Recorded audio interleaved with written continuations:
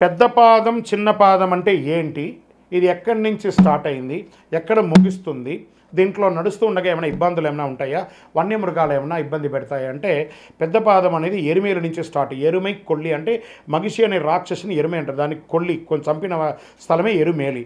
అక్కడి నుంచి మొదలు పెడితే ఆ యొక్క మొదటి మజిలి పేరూరుతోడు, కాళైకట్టి ఆశ్రమం, అழுదా అనేది, కల్ ఇడుం குன்று, இஞ்சிப்பாறை கோட்டை, கரீலாந்தோடு, கரிமலை ஏற்றம், கரிமலை இறக்கம், பெரியானவட்டம், செரியானவட்டம், பம்பா நதி, பம்பா ஸ்நானம், கணபதி, ஸ்ரீராமபாதம், பந்தலராஜா, అప్పాచి మేడు, శబరిపీఠం, శరంగుత్తి, సన్నిధానం, కరుపస్వామి, కడుత స్వామి, కొచ్చగడత స్వామి, 18 అయ్యప్ప దర్శనం, గణపతి, నాగరాజ, అమ్మవారితో యాత్ర అనేది ఉంటుందన్నమాట శబరిమలలో. ఈ ప్రాంతంలో అంతా కూడా దేవప్రశ్నంలో వాళ్ళు చేసి పూజ చేసి బంధం వేస్తారు. భక్తులు నడయాడే సమయంలో ఏ విధమైనటువంటి వన్యమృగాలంతా కూడా అటాక్ అవ్వకుండా ఇప్పటికీ అలాగే జరుగుతుంది. మరియు కేరళ గవర్నమెంట్ వారు, సెంట్రల్ ఫారెస్ట్ వారు థిక్కెస్ట్ ప్రొటెక్షన్ ఇస్తున్నారు వచ్చే భక్తులకి. ఇప్పటి వరకు వన్యమృగాల ద్వారా ఇబ్బంది పడ్డారు అని చరిత్ర ఇప్పటివరకు లేదండి, ఇక మీద కూడా రాదు.